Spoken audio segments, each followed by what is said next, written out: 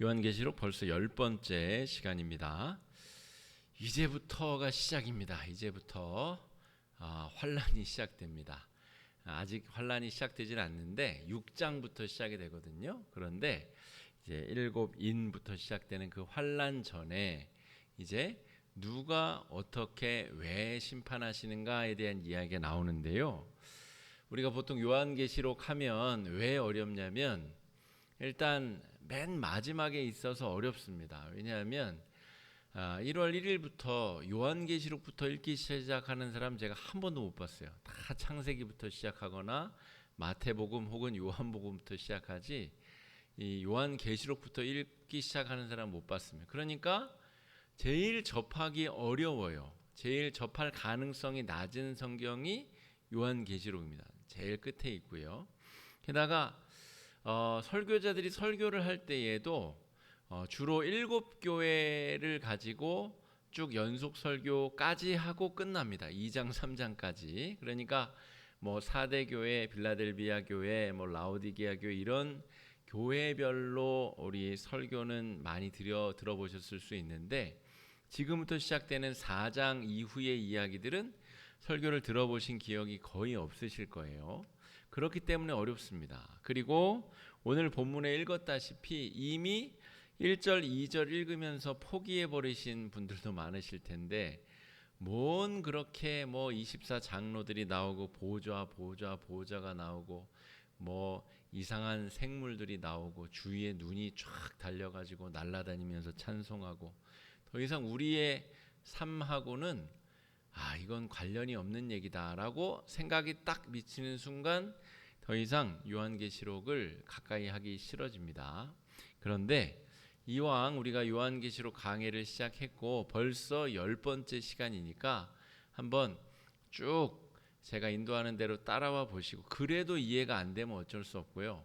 그래도 또 몇 년 있다가 다시 또 요한계시록 강해를 할 때 다시 한번 또 도전해 보시면 되는데요. 오늘 10번째 시간 우리 천상에서 드리는 예배라는 제목으로 말씀 함께 나눌 텐데 자, 요한계시록의 주제를 머릿속에 딱 넣어 놓으셔야 됩니다. 그래야 신천지에서 열리는 무료 성경 공부 이런 데 막 따라가 가지고 이상한 소리 들어도 넘어가지 않습니다. 요한계시록 전체 주제를 딱 알고 있어야 4장에서 무슨 얘기를 하고 5장에서 무슨 얘기를 할 때 길을 잃어버리지 않습니다. 주제로 다시 모르겠으면 주제로 다시 돌아가고 모르겠으면 주제로 다시 돌아가고 그런 습관을 들이셔야 요한계시록을 끝낼 수 있습니다. 자, 요한계시록의 주제가 뭐냐라고 하면 악한 세대에 대한 심판과 성도의 구원. 어렵지 않죠? 악한 세대는 뭐죠? 이 요한계시록을 쓰고 있는 1세기 말엽에 90년대, 80년대, 90년대 1980 그런 게 아니라 그냥 80년대입니다. 예수님이 33년도에 돌아가셨고 그로부터 약 한 5, 60년이 지난 상황 그러니까 80년대, 90년대 때 로마의 황제들이 자기가 신이라고 신상을 세우고 나를 섬겨라 특별히 유일신을 섬긴다고 하는 니네 유대교들 또 그리스도인들 니네 그 신앙을 유지하다가는 내가 다 죽여버릴 거다. 나만 신으로 섬겨라. 이런 박해가 극심했었던 때입니다. 그 악한 세대에 대한 하나님의 심판. 그들을 심판하고 나면 성도들도 같이 다 심판당하나요? 아니죠. 악한 세대에 대한 심판과 성도의 구원이 요한계시록 전체의 주제입니다. 이걸 기억하고 뭐 보좌가 나오고 24 장로가 나오고 4가지 생물이 나오고 이럴 때 잘 모르겠으면 다시 주제로 돌아가서 요한계시록의 주제는 악한 세대에 대한 심판과 성도들의 구원이라 그랬지. 그 주제 아래서 4장을 다시 한번 이해해 보려고 노력해야 된다라고 하는 것입니다. 자, 우리 옆에 분 보시고 한번 얘기해 보실래요? 요한계시록의 주제가 뭐라고요? 성도의 구원. 맞습니다. 어렵지 않죠? 기억할 수 있습니다. 뭐가 악하다고요? 자신을 신으로 섬기라고 말하는 이 로마 제국에 대한 심판, 그리고 하나님만 섬기는 그리스도인들에 대한 구원. 여러분, 그런데 이게 이중적인 의미가 있어요. 이중적인 의미. 여기서부터 어려워지는 것 같지만 어렵지 않습니다. 90년대 당시에 핍박당하는 성도들을 향한 메시지, 이게 첫 번째 의미고, 두 번째는 진짜 예수님 재림할 때에 벌어질 일에 대한 예언. 이게 두 가지 사건이 한 가지 글에 똑같이 써 있습니다. 그래서 성경이 놀라운 책인 거죠. 90년대 당시에 이 사도 요한이 이 글을 적을 때 성도들에게 전하는 말씀임과 동시에 인류의 멸망의 때, 마지막 때에 우리들에게도 똑같이 적용되는 이중적인 예언의 말씀이 요한계시록이다 하는 것이죠. 지금 코로나 2년 반 지난 이후로 지금 인플레이션을 넘어서 스태그플레이션이라고는 아주 전 세계적인 극심한 경제적 어려움의 파도가 쓰나미처럼 밀려오고 있다고 학자들이 예언하고 있습니다. 인플레이션은 뭐죠? 고물가인데 스태그플레이션은 고물가 더하기 경제 불황. 물가는 높은데 돈은 안 도는 거예요. 아주 극심한 어려움이 장기간 지속될 가능성이 높다. 여러분, 환란의 때가 정말 오고 있는 것 같아요. 그런 환란의 때에 성도들이 어떻게 하나님의 말씀을 붙잡고 하나님의 구원과 회복을 기다리며 나아갈 수 있을까? 요한계시록이 90년대 성도들에게만 해당하는 말씀이라면 나랑은 상관없는 거잖아요. 스태그플레이션이 오든 더 어려운 게 오든 이 요한계시록이 나랑 무슨 상관이에요. 그런데 주님의 재림이 임재한 이 환란의 때, 어려움의 때에 나에게도 이 말씀이 똑같이 해당되는 말씀이다라고 할 때 이 말씀이 내 것이 되는 거죠. 나에게도 꼭 필요하고 소중한 말씀이 되는 것입니다. 몸이 아프신 분들, 경제적으로 어려우신 분들, 여러 가지로 환난과 어려움을 당하시는 분들, 이 요한계시록의 대상자들 7교회 성도들이 다 똑같은 어려움 가운데 있었어요. 그 성도들에게 하나님이 이 사도 요한을 통해서 위로의 말씀, 내가 너를 보호하고 구원할 것이다라는 말씀을 해주고 계시거든요. 그러니까 몸이 불편하신, 경제적으로 어려우신 분들, 또 여러 가지 상황에 어려움에 봉착하신 분들이 나에게 주시는 하나님의 말씀이구나라고 이 말씀을 붙잡으시면 그게 바로 요한계시록이 목표한 목적이다. 이중적인 계시의 말씀이 바로 그런 의미다라고 말할 수 있겠습니다. 자, 이제부터가 어려운데요. 4장 1절부터 19장 10절까지가 본론입니다. 본론이 뭐죠? 아까 말한 주제를 다시 한번 떠올려 보세요. 악한 세대에 대한 심판과 성도들의 구원의 문제를 이 본론 부분에서 이제 다룰 거예요. 7인, 7나팔, 7대접, 심판의 내용들이 촥촥촥 이어질 건데 이거는 제가 설명을 잘 해드릴 테니까 염려하지 마시고 그 심판에 살아남는, 심판에 보호받는, 심판에 하나님께서 회복시키실 성도들, 심판이 있다면 보호받고 회복하는 성도들이 있겠죠. 이 본론 부분이 바로 4장 1절 오늘 말씀부터 19장 10절까지의 말씀이에요. 그러면 19장 11절부터 22장 마지막 절까지 무슨 말씀이냐? 하나님께서 새롭게 만드실 새하늘 새 땅, 이제 주님이 재림하신 이후에 경험하게 될 그 놀라운 새하늘과 새 땅에 대한 이야기가 마지막 부분. 그러니까 서론, 본론, 결론 중에 이제 본론의 첫 부분을 들어가고 있다. 다시 모르겠으면 주제로 돌아가셔서 악한 세대에 대한 심판과 하나님의 백성들의 구원의 문제다. 이렇게 생각해 보시면 됩니다. 자, 오늘 본문 말씀 제가 한 구절 한 구절 찬찬히 설명을 드리겠습니다. 1절 말씀 한번 읽어보겠습니다. 시작. 2일 후에 내가 보니 처음에 내게 말하던 나팔 소리 같은 그 음성이 이르되 이리로 올라오라. 이후에 마땅히 일어날 일들을 내가 내게 보이리라 하시더라. 아멘. 자, 이 일 후에라는 게 뭐죠? 2장 3장에 7교회들에 대한 예언의 말씀을 하셨죠. 그러니까 1장은 이 글을 나에게 주신 분 예수 그리스도에 대한 묘사가 설명이 되고요. 2장 3장에서는 지금 고난을 당하고 있는 7교회들. 근데 제가 뭐라고 설명드렸냐면 7교회는 모든 교회, 모든 성도들을 상징하는 상징적인 표현이다. 그러니까 7교회 안에 우리 화곡중앙교회도 들어있고 우리 모든 교회 성도들이 그 안에 들어있는데 그들이 지금 뭘 하고 있어요? 고난을 당하고 있어요. 저 자신을 신으로 섬기라고 하는 로마의 황제와 또 유대교인들과 여러 핍박자들로부터 환난과 어려움 속에 있는 7교회들을 둘러본 이후에 그런 말입니다.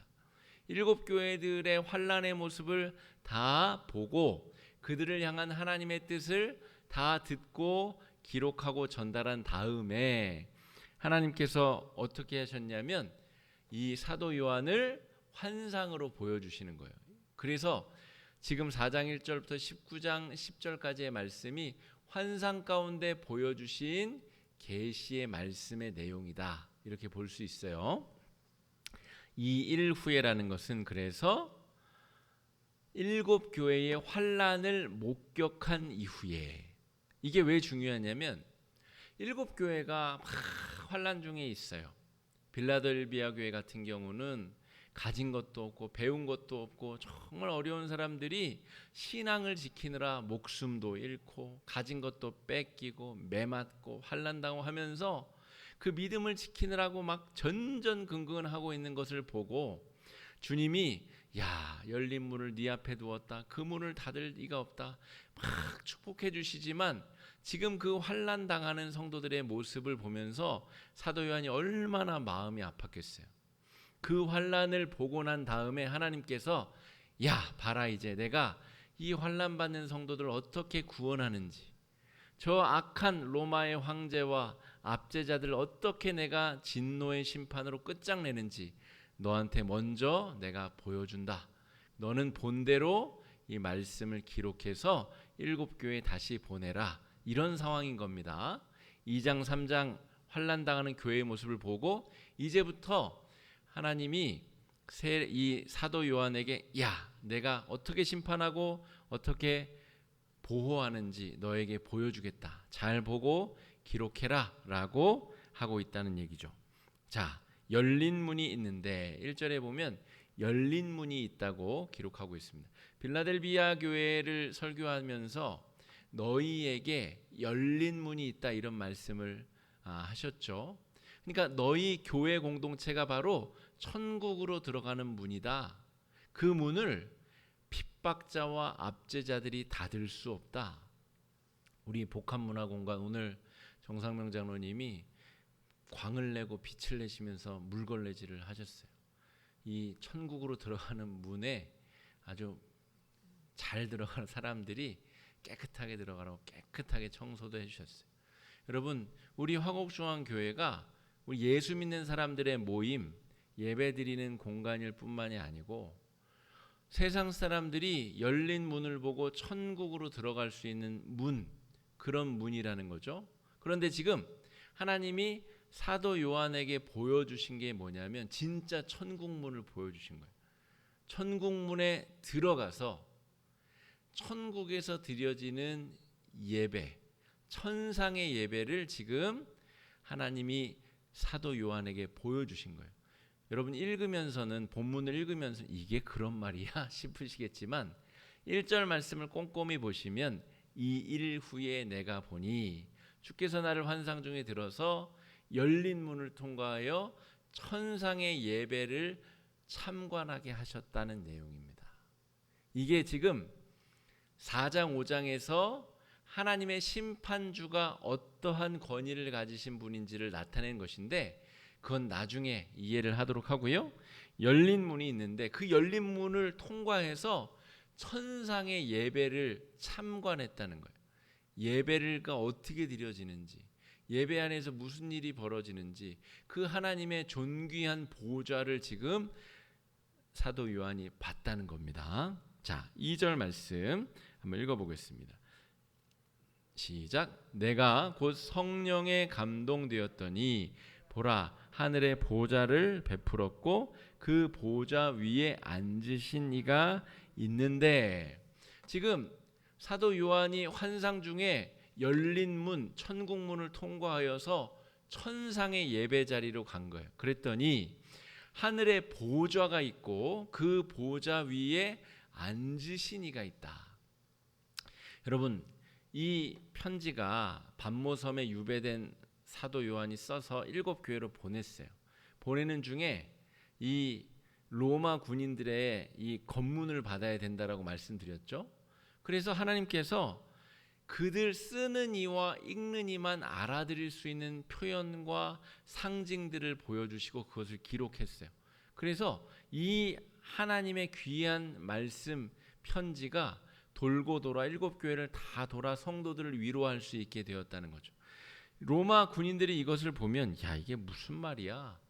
보좌가 있고 거기에 앉은 이가 있고, 야, 이거 치워버려라, 보내버려라, 그렇게 했다는 거죠. 그런데 그 환상을 본 요한과 이 글을 읽고 있는 교회의 저처럼 교회의 지도자, 목사들이 그 글을 보고 성도들에게 그 표현 하나하나를 제가 지금 하듯이 다 낱낱이 풀어서 설명하여 주고 설교할 때에 그들이 천상에서 이런 예배가 벌어지는 것을 사도 요한이 먼저 보고 우리에게 알려주고 있구나. 지금은 우리가 환난당하고 어려움을 당하고 있지만 하나님께서 곧 우리에게 이런 아름다운 천상의 예배로 우리를 초대시켜 주시고 이 악한 세상을 변화시켜 주실 것이구나, 이런 확신을 얻게 된다라고 하는 것이죠.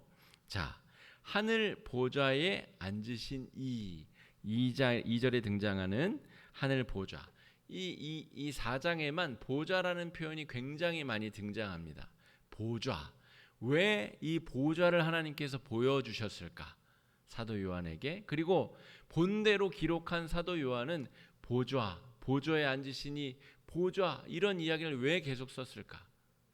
이 땅에 지금 90년대 당시에 하나님을 믿는 백성들을 핍박하는 자칭 신이라 여기는 보좌에 앉은 사람이 누구죠? 로마의 황제죠.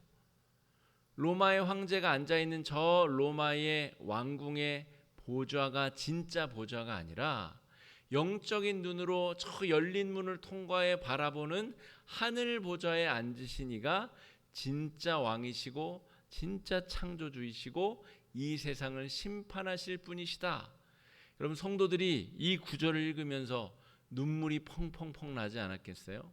황제 숭배를 강요하고 그렇지 않으면 경기장의 검투사들의 흥을 돋구기 위해서 짐승의 밥으로 던져지고 이 거리에 불을 밝히기 위한 가로등 불로 인간을 태워 그리스도인들을 박해했었던 그 시대에 하늘 보좌에 앉으신 이가 우리들을 생각하며 눈물 흘리고 우리를 위해서 심판 계획을 세우고 계시다는 얘기를 읽을 때에 성도들의 마음이 녹아내리지 않았겠습니까?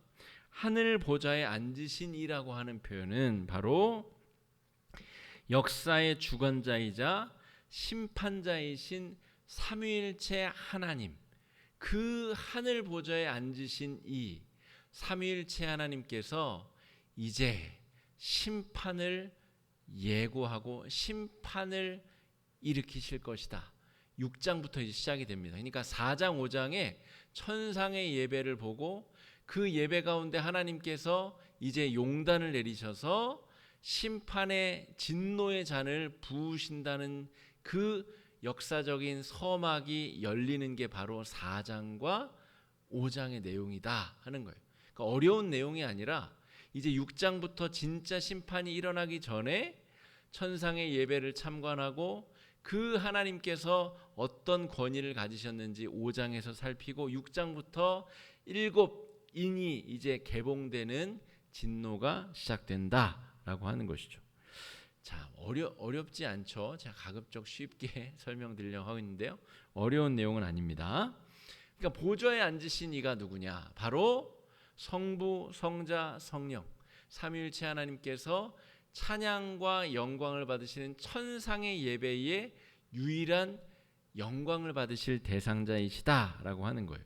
그래서 하나님에 대한 묘사, 그 보좌에 대한 묘사가 이루어지고 있는데 벽옥과 홍보석으로 되어 있다. 그러니까 이거는 뭐랄까, 사도 요한이 가장 좋은 것, 자기가 알고 있는 가장 좋은 것, 묘사할 수 있는 가장 귀한 보석으로 묘사한 것 같은데, 이런 3차원적인 세계에 존재하는 그런 물질 같지 않습니다. 훨씬 더 존귀하고 보배로운 것들로 꾸며진 치장된 보좌일 텐데, 사도 요한의 한계로서는 벽옥과 홍보석 따위로밖에 설명이 불가능한 것이죠. 이것은 로마 황제가 아무리 노력하고 애쓰고 진귀한 것들로 자신의 보좌를 꾸민다고 한들 도대체 비교할 수 없는 아주 신적인 권위를 가진 보좌, 그런 보좌 위에 앉으신 삼위일체 하나님 예수 그리스도 심판주에 대한 묘사와 설명이다라고 볼 수 있습니다. 자, 그리고 그 보좌에 대한 묘사 중에 아주 눈에 띄는 묘사가 있습니다. 무지개가 보좌에 둘렀는데, 아마도 이 소아시아 7 교회에 있는 목회자들이 성도들에게 저와 같은 심정으로 지금 진귀하게 입수한 이 요한계시록, 사도 요한의 서신을 한 구절 한 구절 단어를 하나하나 이렇게 풀어서 설명하지 않았을까 싶은데요. 무지개가 보좌를 둘렀다라고 묘사하고 있어요. 무지개가 어디에 등장하죠? 창세기 노아의 홍수 이후에, 이제 내가 다시는 물로 너희를 심판하지 아니할 것이다. 여러분, 여기서 노아와 그 아들들 자부들이 얻은 보호와 안락함과 평안함을 성도들이 똑같이 느끼게 됩니다. 이 세상이 다 물로 창일하여 다 심판받고 씻겨 내려갈 때에 노아와 그 가족들이 방주에 하나님의 피조 세계의 창조물들과 함께 보존되는 것처럼 하나님께서 이 악한 세대를 이제 다 쓸어버리고 심판하실 텐데, 하나님의 백성들을 보호하시고 그들을 안전하게 지키실 것이라고 하는 약속이 바로 보호자를 두르고 있는 이 무지개라고 하는 표현에 우리가 알아차릴 수 있다 하는 것이죠.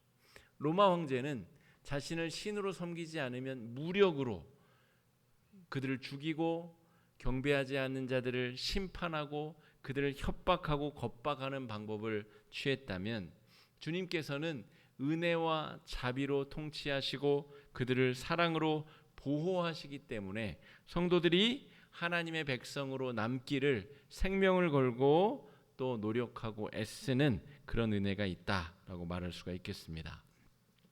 자, 그 이후에 이제 천상의 예배 장면을 이제 사도 요한이 목격하는 것이기 때문에 그 예배에 참석자들이 있을 거 아니에요. 예배를 받으시는 그 하나님의 보좌에 대한 묘사를 하였고, 그 예배에 참석한 사람들이 누군가를 봤더니 바로 흰옷과 금관을 착용한 24장로들이 있더라 하는 거예요. 상징적인 표현입니다. 자, 24장로들이라고 하는 표현은 여러 가지로 해석이 가능한데, 이런 여러 가지 해석이 가능한 표현들 때문에 이단들이 요한계시록을 악용하는 겁니다. 자신들이 그냥 멋대로 해석해 놓고 멋대로 자신들의 이상한 사람을 집어넣고 교주를 집어넣고 이렇게 해석을 하는 것이죠.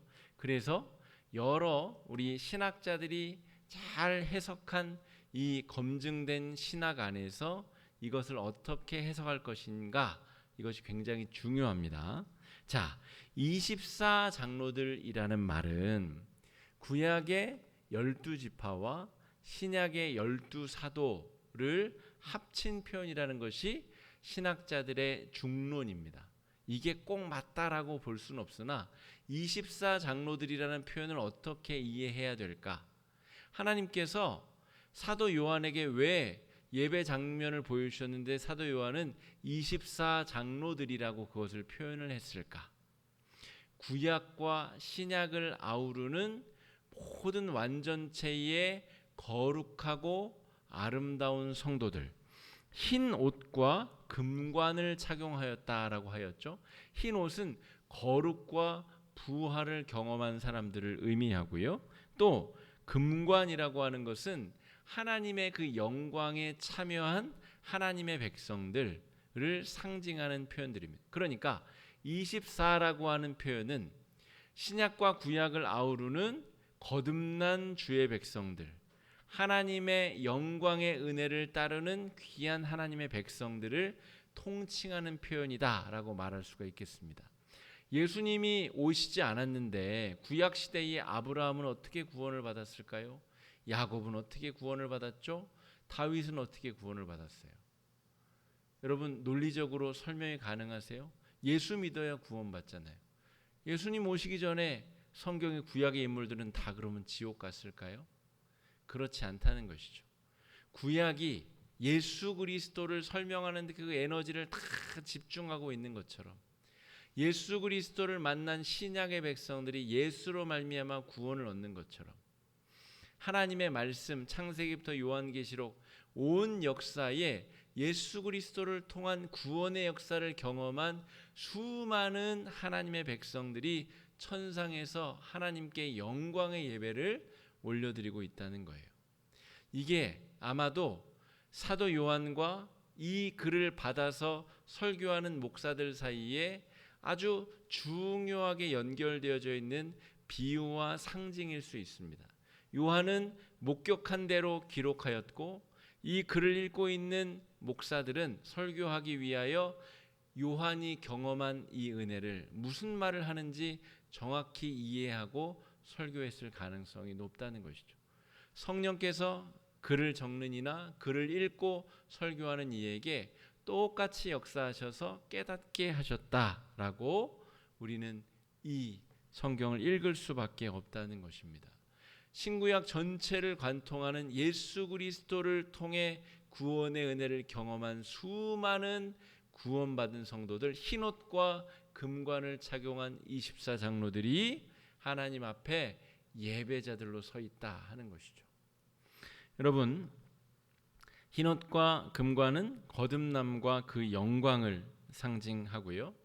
우리가 여기서 하나님과의 영적인 관계를 왜 맺어야 되는가? 그것이 왜 소중한가를 알 수 있습니다.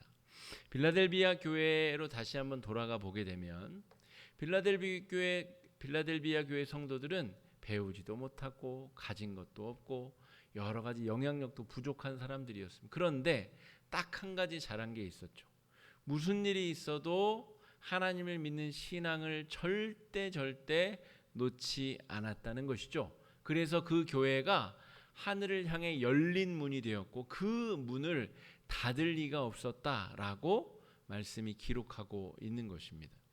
세상에서는 배우지 못하고 가진 것 없는 존재들이 천상에 가봤더니 흰옷과 금관을 입고 금관을 쓰고 하나님께 영광의 예배를 올려드리는 24장로들의 모습으로 예배하고 있었다라고 하는 것이죠.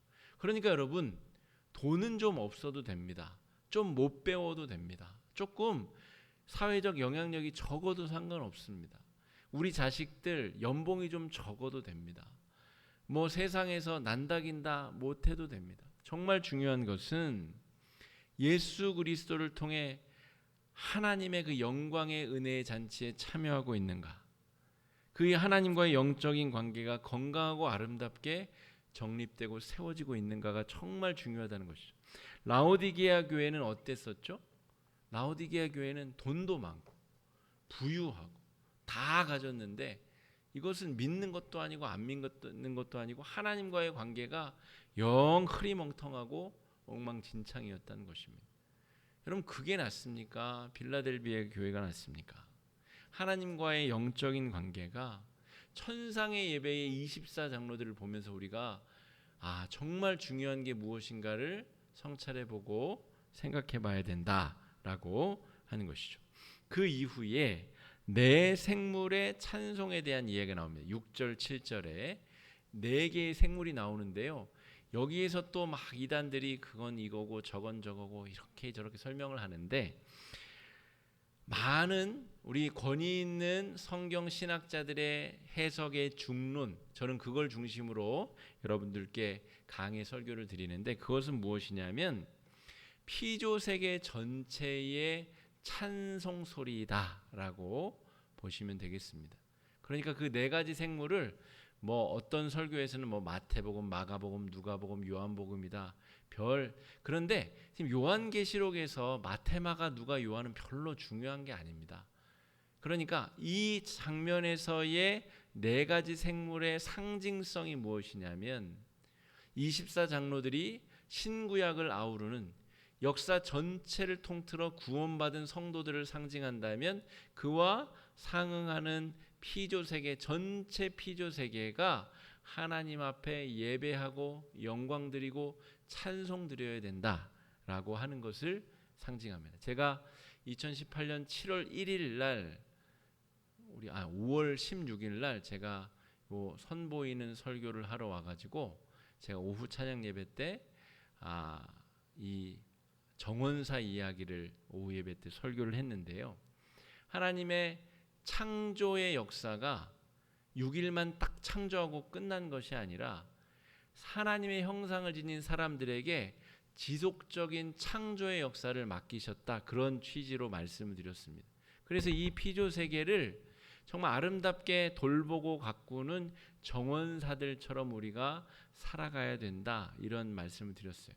그러니까 피조 세계는 하나님께 영광의 찬송을 올려드리고 있는데, 오히려 사람들이 지가 잘났다고, 지가 신이라고, 로마 황제는 지한테 절하라고 하고 온갖 죄악과 참상을 저지르며 피조 세계가 하고 있는 찬송보다도 못한 죄악을 저지르며 인간들이 살고 있다라고 하는 거예요. 그래서 여러분 잘 보시면 이 피조 세계의 찬송이 먼저 등장합니다. 24장로들에 대한 묘사가 먼저 나오지만 피조 세계의 찬송이 먼저 등장하고 24장로들의 찬송이 나중에 등장해요. 피조 세계는 창조주가 누구인지를 알고 있다는 거죠. 하나님이 천지를 창조하시고 우주 만물을 주관하시는 주관자이자 창조주이자 심판자이심을 알고 있기에 그들이 하나님을 경외하며 찬송드리고 있고, 오히려 24장로들의 찬송의 고백이 뒤쪽에 그를 뒤이어 따르고 있다라고 하는 것을 우리가 목격할 수 있습니다. 피조세계 전체의 찬송 소리가 울려지고 이어져서 장로들의 찬송 소리가 울려 퍼지고 있다 하는 것이죠. 10절 말씀 한번 읽어보겠습니다. 시작. 24장로들이 보좌에 앉으신 이 앞에 엎드려 세세토록 살아계시는 이에게 경배하고 자기의 관을 보좌 앞에 드리며 이르되, 11절입니다. 우리 주 하나님이여, 영광과 존귀와 권능을 받으시는 것이 합당하오니 주께서 만물을 지으신지라. 만물이 주의 뜻대로 있었고 또 지으심을 받았나이다 하더라. 24장로들이 천상의 예배 때 하나님을 높이고 찬송하는 그런 예배를 드리고 있다는 거예요. 여러분, 천상의 예배를 본딴 우리 지상에서의 예배를 한번 생각해 봅시다. 여러분 10절 11절 내용을 보면 별다를 게 없어요. 하나님만 높였다는 내용입니다. 그 이유가 뭐죠? 영광과 존귀와 권능을 받으시는 게 합당하오니 주께서 만물을 지으신지라. 만물이 주의 뜻대로 있었다는 거죠. 주의 뜻대로 창조함 받은 피조물이 그 창조주를 높이는 것이 당연하다는 것이죠. 그런데 여러분, 천상의 모형을 본받은 우리 이 땅의 예배가 정말 온전히 완벽하게 하나님만 높이려 하고 있느냐? 그렇지 못한 경우가 많습니다. 자기가 드러나야 되고 자기가 예쁜 옷 입고 예배드리러 오면 누군가 또 알아줘야 되고 예배를 위해서 내가 이런 봉사를 하면 사람들이 인정해줘야 되고 알아줘야 되고 이 예배가 온전히 하나님께만 영광 돌리는데 딱 집중이 돼야 되는데 한 주간의 삶의 열매를 가지고 10의 1조 예물, 삶의 감사한 제목들을 정말 간절히 소망하여서 감사 예물 드리고 정말 하나님의 이름이 선포되고 전파되는 데 위해서 선교 예물을 드리고 여러 가지 예물을 드리는 행위부터 찬송을 드리고 성시 교독을 하고 참회의 기도를 드리고 그 사죄가 선포되고 하는 모든 예배의 행위가 하나님께 온전히 영광 돌리는 데 집중돼야 되는데 우리 예배가 최근에 또 온라인 예배 여러 가지 형편상 온라인 예배가 되면서 편의대로 정말 나 중심 예배가 날 위해서 존재하는 이런 식의 문화도 널리 확대되었고 또 상황에 따라서는 예배를 드릴 수도 있고 안 드릴 수도 있고 여러 가지 우리가 예배를 바라보는 시각들이 굉장히 다양해졌는데 천상의 예배를 다시 한번 주목해서 보자면 하나님께 온전히 그 왕관을 내려드리고 온전히 그 존재의 근원이 되신 하나님께 영광과 찬송을 올려드리는 나는 온전히 사라지고 하나님께서만 온전히 영광 받으시는 이 예배의 모범을 우리가 회복할 수 있어야 되겠다라고 하는 생각을 또 해보게 되었습니다. 자, 다시 한번 우리 요한계시록의 주제로 돌아가야 됩니다. 이런 여러 가지 지금 설명들을 제가 해드렸는데 이 모든 설명의 목적은 악한 세대의 심판과 성도의 구원의 문제를 다루기 위함입니다. 6장부터 이제 심판이 시작되는데 누가 심판하시는가? 어떤 권위를 가지신 이가 심판하시는가에 대한 이야기를 4장에 다룬 거예요. 천상에서 그 예배를 받으시는 삼위일체 하나님께서 이제 7인을 떼셔서 악한 자들에게 보복하실 것이다. 그 악행에 대한 심판을 시작하실 것이다. 그 권위를 가지신 이가 천상에서 예배를 받으시는 장면을 목격한 것을 기록한 게 바로 4장의 말씀이다 라고 하는 것이죠. 요한계시록이 이렇게 어려운 책이 아닙니다. 자, 핍박받는 현실과 우리가 가게 될 천상의 예배를 우리가 좀 비교해 보면 좋을 것 같아요. 지식적으로 요한계시록 4장이 그런 내용이라더라. 여기서 그치면 안 되고요. 여러분 우리도 상당히 어려운 세상을 살아가고 있지 않습니까? 예배 드리기도 어렵고 여러 가지 관계의 어려움 또 소통과 만남의 어려움 여러 가지 예수 믿고 잘 먹고 잘 살아야 되는데 그게 어려움에 봉착해 있다는 거죠. 그러니까 지금 이 서신서를 읽고 있는 초대교회 성도들처럼 우리들의 고통과 어려움도 만만치 않다는 것이죠. 이 어려움 당하는 현실 속에서 이 어려움에 어떤 어려움이 있을까요? 요즘에는 교회를 교회답게 보지 아니하는 문화 속에서 예수를 믿어야 되는 어려움이 있습니다. 과학 문명이 발달하고 막 우주로 미사일도 쏘고 인공위성도 쏘고 별게 다 날아다니는 세상 속에서 야 우주에 가봤더니 별게 없더라. 교회에서 말하는 그 신이 우주에 없던데 니들이 믿고 있는 거 그거 가짜 아니냐?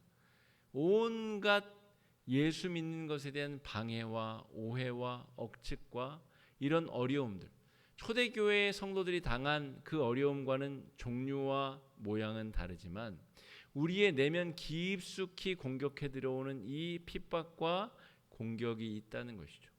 이 어려움 속에서 우리의 신앙이 어떻게 유지될 것인가? 여러분 핍박당해서 신앙을 빼앗기나 아주 은근한 말로 논리적으로 우리를 설득하여서 신앙에서 멀어지게 만드나 그게 뭐가 다릅니까? 똑같은 핍박받는 현실 속에서 우리가 나중에 경험하고 보게 될 천상의 예배를 마음속에 새기자는 거죠. 사도 요한이 봤으면 우리도 볼 거 아닙니까? 우리도 가서 참여하게 될 그 영광스러운 예배 장면을 새겨보자는 거죠. 요한이 지적인 한계와 단어, 자기가 아는 단어로 쓰다 보니까 벽옥과 홍보석 이런 단어밖에 못 썼는데 여러분 그런 제약성에도 불구하고 천상의 예배의 느낌 정도는 우리가 파악할 수 있잖아요. 그 예배의 순간을 우리의 영혼에 새기자는 거죠. 핍박과 어려움과 환난이 있을수록 이 장면을 뇌리에 새기고 마음에 새겨서 이 핍박의 시대에 어려움의 시대에 우리가 믿음과 신앙을 지켜내자 하는 것이죠. 그래서 6장부터 시작될 이 환난의 때에 하나님의 백성들이 보호받고 또 안전하게 하나님의 의로우심 가운데 보호되어 정말 하나님의 나라를 아름답게 만들어 나가는 새하늘과 새 땅을 만들어 나가는 귀한 일에 우리가 쓰임 받을 수 있어야 되겠습니다. 다시 한번 우리 계시록 4장의 천상의 예배 장면을 우리가 묵상하고 마음에 새기고 오늘의 고난을, 오늘의 시련과 어려움을 믿음으로 잘 극복해낼 수 있는 남은 한 주가 되시기를 주의 이름으로 축복합니다. 이 시간에 우리 4가지 정도 기도 제목 가지고 함께 좀 기도하며 나아가는 시간을 가질 텐데요. 첫 번째 기도의 제목은 이것입니다. 하나님은 고통 가운데 있는 교회와 성도들에게 천상의 예배를 사도 요한을 통해 보여주시고 또 소망을 품게 하십니다. 영적인 세계에 관심을 가지고 하나님과의 관계 회복을 가장 중요한 목표로 설정할 수 있는 우리 신앙인이 될 수 있도록, 우리 자녀손들이 그런 삶을 살 수 있도록 어려움 가운데 더욱더 신앙을 붙들고 신앙을 통하여서 하나님 나라를 경험하고 누릴 수 있도록 이 시간에 함께 마음을 합쳐 기도하며 나아가는 시간 함께 기도하겠습니다.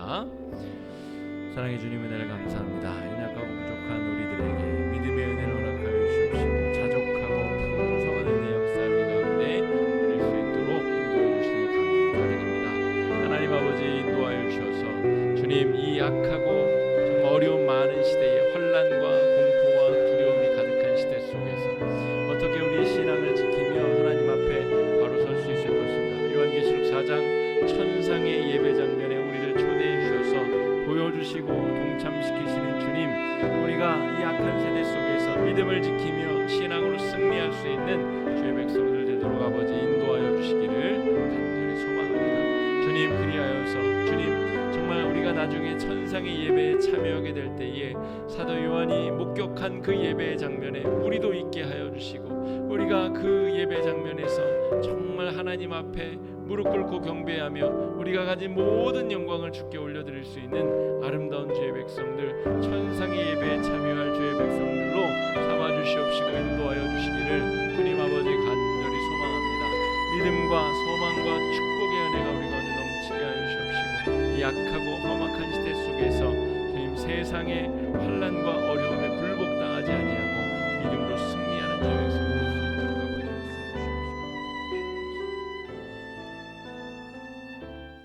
우리 두 번째 기도 제목입니다.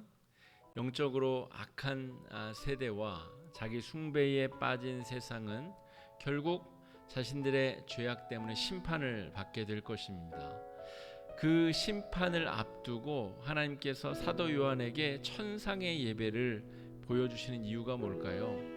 우리도 그 악한 세대 속에 휩쓸려 멸망당하지 아니하고 정말 믿음으로 굳게 서서 말씀의 은혜 위에 굳게 서서 하나님을 바라보고 하나님을 예배하고 승리하는 주의 백성들 되기를 바라시는 하나님의 뜻입니다. 내 생물과 24장로들처럼 하루하루를 창조주 하나님께 마땅히 드릴 찬송들로 채워나갈 수 있기를 이 시간 기도하면 좋겠습니다. 오늘도 어렵고 힘든 일들이 많았겠으나 하나님을 높이고 찬송하고 예배하며 영광 돌림의 기쁨이 가득한 하루를 살 수 있게 해달라고, 내일도 그런 하루가 될 수 있게 해달라고 이 시간에 함께 기도하며 기도하겠습니다. 사랑해 주님, 우리가 우리의 삶이 24장로들처럼 이 온 피조세계처럼 주님을 찬양하고 높이며 주의 영광을 기리며 나아가는 아름다운 은혜의 역사가 있게 하여 주시옵소서. 하나님, 그리하여서 이 험하고 악한 시대 속에 우리가 같이 휩쓸려 떠내려가는 것이 아니라 하나님의 백성답게 하나님을 예배하는 자들답게 승리하고 회복하고 은혜를 누릴 수 있도록 주님 주장하여 주시기를 원합니다. 하나님 아버지, 믿음 위에 밝게 서서 하나님과의 영적 관계의 소중함을 깨닫고 하나님 앞에 예배하고 하나님을 믿으며 섬기며 나아가는 기쁨 그 안에서 우리 가운데 차오르는 그 놀라운 은혜의 샘이 넘쳐나게 하여 주시옵소서. 하나님 아버지, 죄악에 우리가 널브러지지 아니하도록, 죄악에 휩쓸려 내려가지 아니하도록 붙잡아 주시고 인도해 주시옵시고 역사하시고 함께하여 주시기 때문에 주께서 인도해 주시옵시고 주께서 역사해 주시옵시고 함께해 주시옵시고 인도해 주시옵시고. 우리 세 번째 우리 기도 제목입니다. 복합문화공간 우리 아크를 통해서 우리 활력을 잃어가고 희망이 사라져가는 자기 숭배와 죄악이 관영하는 이 시대 속에서 정말 구원의 방주가 그 역할을 잘 감당할 수 있도록 여러분 위해서 기도해 주시고, 오늘도 수많은 사람들이 이 공간을 들락날락하며 목사를 만나고 또 교회 마당을 밟았는데 그들의 마음속에 예수 그리스도의 생명의 복음이 들어갈 기회를 열어달라고, 그러한 도구로 저 공간이 쓰임받을 수 있게 해달라고, 우리 화곡중앙교회가 복음을 증거하는 선봉에 서서 하나님의 은혜의 복음을 증거하는 일에 앞장설 수 있도록, 천국의 열린 문이 될 수 있도록 위해서 이 시간에 함께 마음을 합쳐 기도해 주시기 바랍니다. 기도하겠습니다. 사랑의 주님, 은혜를 감사합니다. 복합문화공간 아크를 통해서 주님 하나님의 구원의 역사가 세워지고 펼쳐지고 확장될 수 있도록 주님 아버지 인도하여 주시옵소서. 세상의 멸망의 길로 나가서는 많은 사람들, 주님 그들을 바라보지 아니하게 하여 주시옵시고 그들 속에 열린 천국 문이 되어서 하나님 나라 영광을 드러내며 찬송하며 그 은혜의 축복의 은혜를 누리며 나아갈 수 있도록 복과 은혜를 허락하여 주시옵시고, 주님께서 허락하여 주시는 생명의 열린 구원의 문이 되게 하여 주셔서 많은 사람들이 예수의 이야기를 듣고 예수의 소문을 듣고 하나님의 천상의 예배 자리에 참석할 수 있는 귀한 은혜와 특권을 누리게 하여 주시옵소서.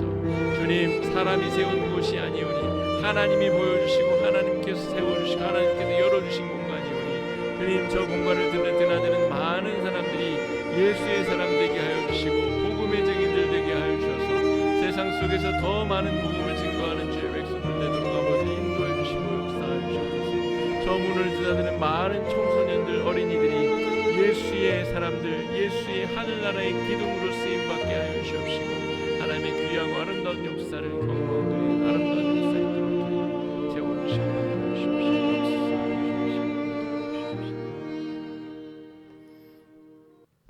우리 네 번째 우리 개인적인 기도 제목, 또 어르신 우리 환자들, 우리 교인들의 건강과 회복을 위해서 여러분 기도해 주시고, 코로나가 다시 또 재유행 궤도에 올라서는 것처럼 보이는데 여러분 잘 우리가 극복해내고 무엇보다 우리의 영성이 다시금 회복되어서 정말 하나님 잘 믿고 하나님 믿는 그 은혜의 열매, 성령의 열매를 맺는 귀한 우리 성도들, 우리 교회, 우리 이 나라 조국 될 수 있도록 위해서 함께 기도해 주시기 바랍니다. 함께 기도하겠습니다.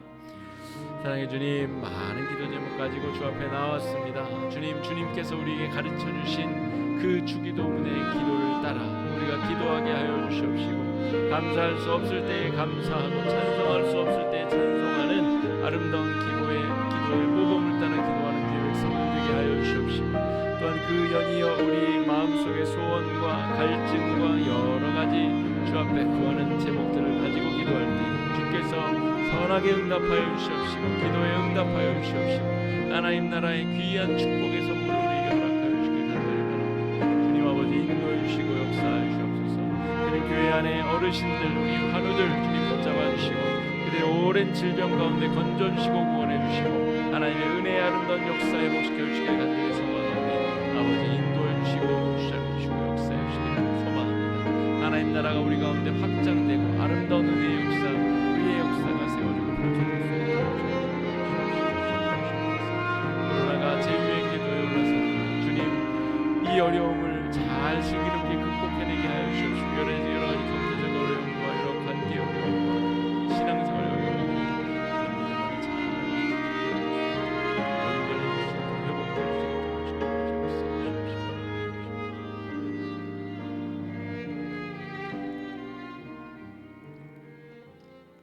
사랑의 주님, 요한계시록 10번째 우리 4장 말씀을 묵상하며 우리가 가게 될 천국에서 정말 영광스러운 그 천상의 예배에 우리도 동참하게 될 날을 소망하며 갈망하며 나아갑니다. 지금 우리가 발을 딛고 서 있는 이 땅은 여러 가지 환난과 어려움과 고난과 역경이 중첩되어 우리를 덮쳐옵니다. 무엇보다 예수 믿기가 참으로 어려운 시대 속에 살고 있습니다. 교회의 권위가, 영적 권위가 땅에 떨어지고 교회가 세상으로부터 지탄받는 사람들의 모임이 되었습니다. 주님, 이 어려운 신앙의 위기의 과정 속에 사도 요한이 바라본 천상의 예배 장면이 우리 마음에도 새겨지게 하여 주시옵소서. 예수 믿기 어려운 이 시대 속에 우리가 참여하게 될 그 천상의 예배를 바라보며 믿음의 역사를 꿈꾸며 이 위기를 잘 극복해낼 수 있도록 인도하여 주시옵시고, 믿음으로 승리하는 주의 백성들 되도록 주님 인도하여 주시옵소서. 우리 가운데 행하실 주의 아름다운 일들을 사모하옵고 예수님 이름으로 간절히 기도드립니다. 아멘.